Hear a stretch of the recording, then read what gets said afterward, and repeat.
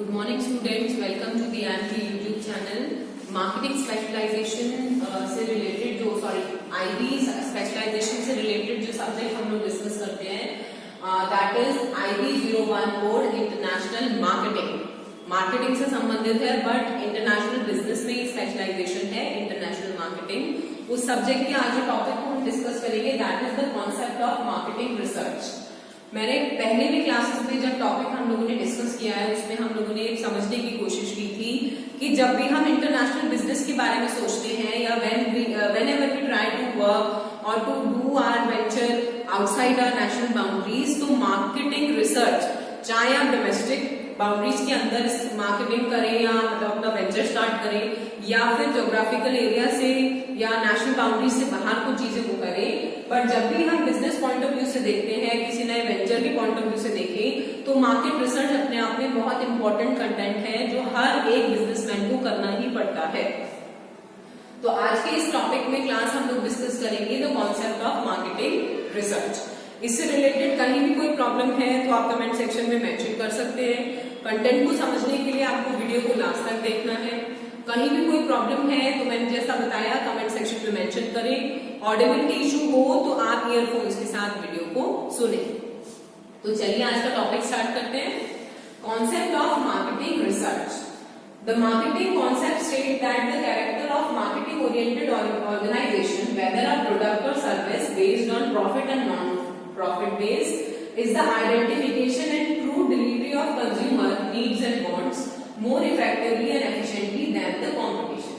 Basically, marketing concept क्या कहता है कि जो marketing-oriented organization है, चाहे वो किसी प्रोडक्ट में डील कर रही हो या सर्विस में, चाहे वो प्रॉफिट ओरिएंटेड हो या नॉन प्रॉफिट ओरिएंटेड हो, basically it is the identification and true delivery.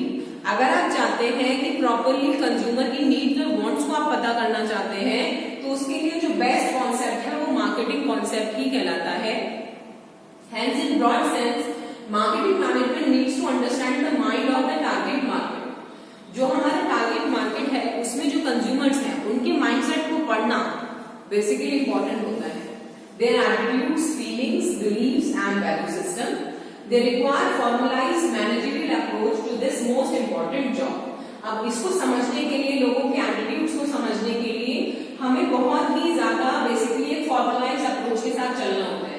And this entire job is the basic role and purpose of formal marketing research. और इस रोल को निभाने के लिए जो सबसे इंपॉर्टेंट कंटेंट या कॉन्सेप्ट है वो फॉर्मल मार्केटिंग रिसर्च कहलाता है। क्योंकि मार्केटिंग रिसर्च क्या है? Marketing research is the systematic, ध्यान से आप इसको समझें, systematic is the systematic, objective and exhaustive search for study of facts related to any problem in the field of marketing. It is a systematic problem analysis, model building, fact finding for the purpose of decision making, control in the marketing of goods and services. Marketing research क्या है? Marketing research एक systematic study है, एक systematic search है। किस चीज से related? It is related to the problem analysis, basically the facts related to problem, fact finding for the purpose of decision making and controlling in the concepts of goods and services. किसी भी goods and services से related जो problem finding analysis होता है, solving analysis, model building होता है, तो उस पूरे systematic search को, उस पूरी systematic study को हम क्या कहते हैं? Marketing research. According to American Marketing Research Association, it is the systematic gathering. इसमें भी बेटा बहुत उनको बाइफरकेट करके बताया हुआ है कि रिसर्च क्या है? एक सिस्टमैटिक तरीके से gathering, recording, analysing of data about the problems related to the marketing of goods and services. एक ऐसी स्टडी जिसके अंदर हम सिस्टमैटिक तरीके से गैदर करते हैं, रिकॉर्ड करते हैं, एनालाइज करते हैं डेटा को about the problems related to goods and services. Marketing research is the systematic and objective search and analysis of information relevant to the identification and solution of problem in the field of marketing. एक ऐसा systematic search जिसमें basically हम problem को भी identify करते हैं and we also try to find out the solution related to the problem.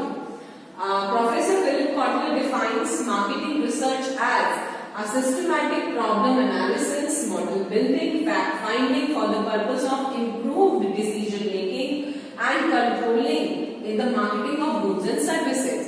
एक ऐसा सर्च, एक ऐसी स्टडी जिसमें बेसिकली हम एक इम्प्रूव्ड डिसीजन मेकिंग लेने की कोशिश करते हैं with the help of fact finding, with the help of model building. तो उस स्टडी को, सिस्टमैटिक स्टडी को हम क्या कहते हैं? Marketing research. तो आई होप आप रिसर्च की डेफिनेशन को अच्छे से समझ पाए हैं. डेफिनेशन का जो कंटेंट है ये लिंक के साथ शेयर कर दिया जाएगा जिससे वर्ड टू वर्ड आप इन्हें फॉलो कर सकें. नेक्स्ट पॉइंट को देखते हैं, फीचर्स ऑफ मार्केटिंग रिसर्च. अब मार्केटिंग रिसर्च में क्या क्या चीजें होती हैं, इससे रिलेटेड फीचर्स को डिस्कस करते हैं. भाई जैसा मैंने बताया, सर्च ऑफ डेटा. रिसर्च करेंगे तो डेटा की तो रिक्वायरमेंट है, तभी तो प्रॉब्लम या सोल्यूशंस निकालेंगे. It is a search of data which are relevant to marketing problems in different functional areas, जैसे कि consumer behaviour, about product, sales, distribution channel, pricing and physical distribution. Data इन सब चीजों से रिलेटेड गैदर होता है और यहीं से कहीं ना कहीं प्रॉब्लम्स होती हैं जो इसका सोल्यूशन हमें उस मार्केटिंग रिसर्च में करना होता है, एक अच्छी डिसीजन मेकिंग लेनी होती है. नेक्स्ट फीचर होता है आपका systematic. It has to be carried out in a systematic manner rather than hazardous way. The whole process should be planned with clear objective. Research कभी भी किसी भी तरीके से नहीं किया जाता. रिसर्च का मतलब ही होता है सिस्टमैटिक. अब तक हमने जितनी डेफिनेशंस को या रिकॉल किया, बार बार मैं एक वर्ड रिपीट कर रही हूँ. It is a systematic search, it is a systematic study, क्योंकि यहाँ पर किसी भी प्रॉब्लम का सोल्यूशन ऐसे ही नहीं निकलेगा. हर चीज को आपको प्लान करना होगा, उसके अकॉर्डिंगली आपको चीजें समझनी होगी. ठीक है. It should be objective. Objectivity is most important in any result. It means that research is neither carried out to establish an opinion or internationally slanted toward predetermined result. हमेशा आपका जो रिसर्च है उसके पीछे एक उद्देश्य, एक ऑब्जेक्टिव होना जरूरी है. अगर आप कोई ऑब्जेक्टिव लेकर रिसर्च करते हैं तो आपको प्रॉब्लम सॉल्विंग करना, मॉडल बिल्डिंग करना आसान हो जाता है. बट अगर आपका कोई उद्देश्य नहीं है तो रिसर्च करने का क्या फायदा होगा? ठीक है. It is a process. It involves various steps जैसे gathering, recording, analysis of data. भाई हमने पढ़ा कि it is a systematic study of data. तो systematic study में पूरा प्रोसेस इन्वॉल्व होता है. डेटा को गैदर करना होता है, रिकॉर्ड करना होता है, एनालाइज करना होता है, तभी तो आप चीजों को फाइनलाइज कर पाएंगे. ठीक है. इसके बाद बात करते हैं objectives of marketing research. Marketing research may be conducted for different purposes. The main objective और the purpose of marketing research are as follows. बहुत अलग अलग पर्पस होते हैं मार्केटिंग रिसर्च करने के, बट जैसा कि हमने अब तक समझने की कोशिश करी तो इसके डिफरेंट ऑब्जेक्टिव्स और पर्पस हैं जो हम वन बाय वन डिस्कस करेंगे.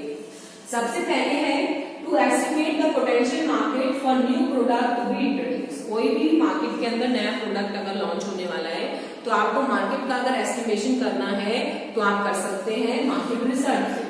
दूसरा है to know the reaction of consumers to a product already existing in the market. जो ऑलरेडी मार्केट में प्रोडक्ट है और आप कस्टमर से उनके रिएक्शन जानना चाहते हैं तो आप रिसर्च के द्वारा जान सकते हैं. Third is to find out general market condition and tendency. Normally market में क्या कंडीशंस हैं, क्या टेंडेंसी चल रही है, वो भी रिसर्च के द्वारा पता चली जा सकती है. Next is to find out better method of distributing the products to consumers. तो और अच्छी कितनी मेथड्स के थ्रू आप अपने प्रोडक्ट को कस्टमर तक पहुंचा सकते हैं वो आपको पता चलता है. To know the types of consumer buying a product and their buying motive, to know their opinion about product and to get their suggestion improve of a product. कितने टाइप के कस्टमर्स हैं, कितने उनके बाइंग मोटिव कैसे होते हैं, आप improvement के सजेशन उसके बारे में ले सकते हैं with the help of marketing research. To assess the strength and weakness of the competitors. जब तक आप स्टडी नहीं करेंगे, जब तक आप एनालाइज नहीं करेंगे, आपको नहीं पता चलेगा कि आपकी कॉम्पिटिटर्स की स्ट्रेंथ या वीकनेसेस क्या है. इसके बाद to know the dimensions of marketing problems. क्या क्या प्रॉब्लम्स आ रही हैं. To ascertain the distribution method suited to the product. हर एक प्रोडक्ट का डिस्ट्रीब्यूशन चैनल एक जैसा तो नहीं होता है, तो जो बेस्ट सूटेड मेथड है वो आपको रिसर्च से ही पता चलता है. ठीक है. After that to estimate the market share of the firm की मार्केट शेयर को एस्टिमेट अगर करना है. To assess the probable sales volume of a firm. Sales volume को असेस करने के लिए भी रिसर्च किया जाता है. To assess the reaction of consumer to the packing of the firm and to make packing attractive as possible. भाई ये भी एक इम्पॉर्टेंट पॉइंट है मार्केटिंग रिसर्च का कि जितने भी हम प्रोडक्ट और सर्विस मार्केट में देखते हैं जिनकी पैकेजिंग जो है अलग अलग तरीके से होती है, तो ये सब रिसर्च के बाद ही की जाती है। ऐसे नहीं कोई अपनी मर्जी से कर रहा है, वो बेसिकली चीजें उन्होंने एनालाइज की है इसलिए वो उसमें फोकस कर रहे हैं। तो ये सब पर्पस होते हैं मार्केटिंग रिसर्च के। तो आई होप कंटेंट को आप समझ पाए हैं कि क्या क्या पर्पस हो सकते हैं। इसके बाद जो हम बात करते हैं एडवांटेजेस ऑफ मार्केटिंग रिसर्च कि what are the advantages to an organisation when they are involved in a systematic study. तो सबसे पहला एडवांटेज यहाँ पर है कि it helps the management of a farm in planning by providing accurate and up-to-date information। सबसे पहले तो मार्केटिंग रिसर्च की मदद से किसी भी मैनेजमेंट को प्लानिंग करना आसान हो जाता है क्योंकि उनके पास अप टू डेट और एक्यूरेट इंफॉर्मेशन होती हैं किस बारे में, about the demand, the changing taste, the attitudes, preference and buying. अलग अलग तरीके के जो लोगों के टेस्ट है, प्रेफरेंस है, कैसा एटीट्यूड है, बाइंग मोटिव्स क्या है, तो वो सब अगर आपको पता चल जाएगी तो आप प्रॉपर्ली प्लानिंग कर सकते हैं। ठीक है। दूसरा फायदा होता है रिसर्च करने से, help the manufacturer to adjust his production according to the condition of demand. Demand की क्या कंडीशन है उसी हिसाब से प्रोडक्शन मैनेज की जा सकती है। अगर आपको पता ही नहीं मार्केट में क्या चल रहा है, आपने कुछ रिसर्च ही नहीं किया है कि किस चीज की कितनी क्वांटिटी डिमांड में है, तो आपका प्रोडक्शन का जो प्रोसेस है वो हार्मफुल हो सकता है। तो रिसर्च से ये फायदा हो जाता है। It helps to establish correlated relationship between the product brand and consumer needs and preference. भाई कंपनी की जो प्रोडक्ट की ब्रांड है और कस्टमर की जो नीड एंड प्रेफरेंस है उनके बीच में एक अच्छी रिलेशनशिप मेंटेन होगी अगर आपने रिसर्च करके उसको लॉन्च किया। ठीक है। Next is it helps marketing of goods efficient and economic bye eliminating all types of wastage. Research का एक बहुत अच्छा फायदा होता है कि वेस्टेज कम से कम होती है, प्रोडक्शन या फिर हम कह सकते हैं जो आपके रिसोर्सेज हैं उनकी ऑप्टिमम यूटिलाइजेशन होगी रिसर्च के बाद। अगर आपने बिना रिसर्च करे किसी भी तरह के वेंचर में कोई भी नई एक्टिविटी स्टार्टअप कर दी तो उसकी रिस्क बढ़ जाएगी, बट यहाँ पर रिस्क कम होगा अगर आपने रिसर्च किया हुआ है, वेस्टेज कम होगी। It help the manufacturers and dealers to find out the best way of approach the protection. ये भी इम्पोर्टेंट पॉइंट है कि कंज्यूमर तक पहुंचने के लिए आपके पास एक बेस्ट तरीका होता है पता करने का कि हम डीलर्स कैसे कस्टमर्स तक पहुंच सकते हैं। It helps the manufacturers to find out the defects in the existing product and take required corrective steps। अगर किसी तरह का कोई डिफेक्ट है प्रोडक्ट में, एग्जिस्टिंग प्रोडक्ट में या कोई कमी आ रही है तो आप उसको समय से इम्प्रूव कर सकते हैं। It helps the manufacturer in finding out the effectiveness of the existing channel of distribution। जैसा मैंने बताया कि बेस्ट वे क्या है कस्टमर तक प्रोडक्ट को पहुंचाने का, वो रिसर्च की मदद से आपके लिए आसान हो जाता है। Guides the manufacturer in planning his advertising and sales promotion. किस तरह की एडवर्टाइजिंग करनी है, कैसी सेल्स होनी है, तो वो सब हेल्पफुल रहता है। It helps in assessing the effectiveness of advertising programme. Advertising programme की इफेक्टिवनेस भी रिसर्च के बाद और ज्यादा बढ़ जाती है। तो आई होप आप एडवांटेज को समझ पा रहे हैं।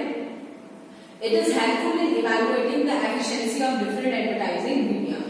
ऐसा भी होता है कि एक ही प्रोडक्ट की एडवर्टाइजिंग हमेशा एक ही तरीके से नहीं होती, अलग अलग मोड्स यूज करते हैं। तो कौन सा मोड ज्यादा बेहतर है, भाई जैसे अर्बन एरियाज हैं, रूरल एरियाज हैं, तो हर जगह एक जैसा एडवर्टाइजिंग तो नहीं चलता है, उनके हिसाब से उस मीडिया को यूज किया जाता है। तो कौन सा मीडिया कहाँ बेस्ट रहेगा वो रिसर्च के बाद एक एडवांटेज जाता है आपको फॉलो अप करने का। It help in evaluating the relative efficiency of advertising media, जैसा मैंने बताया। After that it is helpful in evaluating the selling method. जो आपके सेलिंग मेथड है उनको इवैल्यूएट करना कि वो कितना बेहतर है और अच्छा कैसे हो सकता है। It reveals the causes of consumer resistance. Consumer की रेजिस्टेंस के क्या कॉज है, वो आगे क्यों नहीं जा रहा है, एक ही चीज में क्यों टिका हुआ है, रिसर्च से तो पता चलेगा। Minimise the risk of uncertainty. जैसे मैंने आपको बताया अगर आप रिसर्च कर लेते हैं तो अनसर्टेनिटीज कम हो जाती है, डिसीजन मेकिंग स्ट्रांग हो जाती है। It reveals the nature of demand of firms product.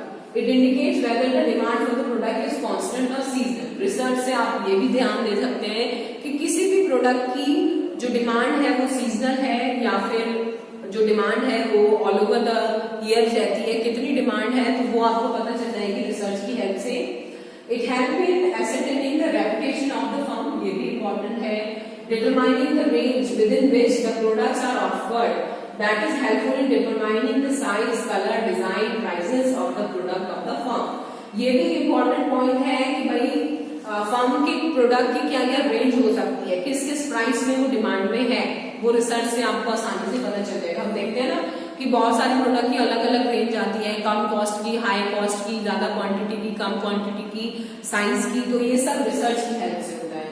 It would help the management to know how patent, licensing and legal restrictions affects the manufacturers. Research से तो पता चलता है कि लाइसेंसिंग या फिर जो पेटेंट है वो कितना उनकी सेल को अफेक्ट कर सकता है। भाई जो लाइसेंस या पेटेंट गुड होते हैं उनको लेने में कस्टमर सोचता नहीं है, अदरवाइज जो पेटेंट नहीं होते उनको हम सोचते हैं कि ले या ना ले, रिस्की है वो खरीदना। तो ये रिसर्च से आपके लिए आसान हो जाता है। It is helpful to determine the actual prices and price range, price तय करने में हेल्पफुल होता है। It is helpful the management determining the discount rate, discounts भी देना है कि नहीं देना है वो भी तो रिसर्च से पता चलेगा कि इस टाइम मार्केट में क्या चल रहा है। अगर आपने एनालाइज ही नहीं किया और डिस्काउंट रख दिया, हो भी सकता है आप नुकसान में चले जाए। ठीक है, इसके बाद हम जल्दी से डिस्कस करते हैं इसकी लिमिटेशंस।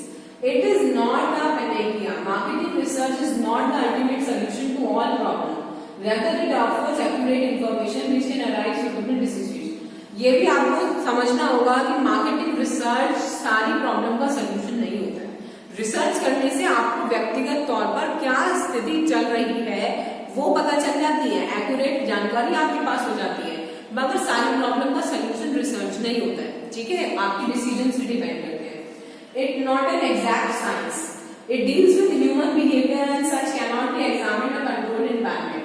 क्योंकि मार्केटिंग रिसर्च में कहीं ना कहीं ह्यूमन बिहेवियर से डील करना होता है। हमारे जो टेस्ट होते हैं, प्रेफरेंस होते हैं, वो किसी चीज पे बाध्य नहीं है। अनकंट्रोल्ड एनवायरनमेंट में जो कंज्यूमर है वो रहता है। टेस्ट और प्रेफरेंस एनवायरनमेंट्स की जो भी ट्रेंड्स है वो टाइम टू टाइम चेंज होते रहते हैं। तो ये कोई एग्जैक्ट साइंस नहीं है कि रिसर्च करने से बाद आप ये चीजें कंट्रोल कर सकते हैं। ये अनकंट्रोलेबल एनवायरनमेंट की चीजें होती हैं, तो it is not an exact science. Limitation of time, ये प्रोसेस लेंथी होता है, समय लगता है इसको कंप्लीट करने में। During this period between starting the research, decision लेना, अजम्पशंस को लेना, उसके बाद जाकर फाइनल रिपोर्ट को अप्रूव करना, कंक्लूजन रखना, तो ये सब चीजों में टाइम बहुत लगता है। और errorless findings, the complicated problems may not be comprehensively studied. कई बार ऐसी भी प्रॉब्लम्स हो सकती हैं जो बहुत ज्यादा कॉम्प्रिहेंसिव है, रिसर्चर वहां तक नहीं पहुंच पाया, उस बात पे ध्यान नहीं दे पाया, या उस पर्टिकुलर कॉन्सेप्ट को ही समझ नहीं पाया, तो वो भी कई बार इसकी लिमिटेशन बन जाती है। Apart from this, not an exact rule of forecasting, ये भी इतना इंपॉर्टेंट है। It is experience research staff, experience research staff की बहुत जरूरत होती है मार्केटिंग रिसर्च में, हर कोई रिसर्च नहीं कर सकता है। Narrow conception, marketing research is a fact finding exercise, it is not a problem oriented.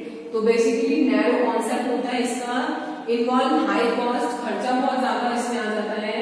Limitations होती है टूल्स और टेक्निक्स की, और it is passive, depends on the ability of executive to get most of its time.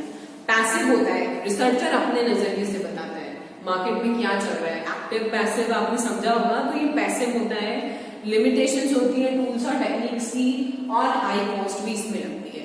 तो ये बच्चों सब limitations हैं रिलेटेड टू मार्केटिंग रिसर्च। उससे पहले हमने एडवांटेज पढ़ने की कोशिश की, फीचर्स को हमने डिस्कस किया और पढ़ा कि what is the exact concept of marketing research. Marketing research क्या होता है, क्यों जरूरी है, क्या एडवांटेज है, क्या लिमिटेशंस हैं। तो आई होप आज के कंटेंट को आप आसानी से समझ पाए हैं। कहीं भी कोई प्रॉब्लम है बेटा तो कमेंट सेक्शन में मेंशन करें। कंटेंट को समझने के लिए वीडियो को लास्ट तक देखें। कोई भी प्रॉब्लम है तो please mention in the comment section. Thank you so much.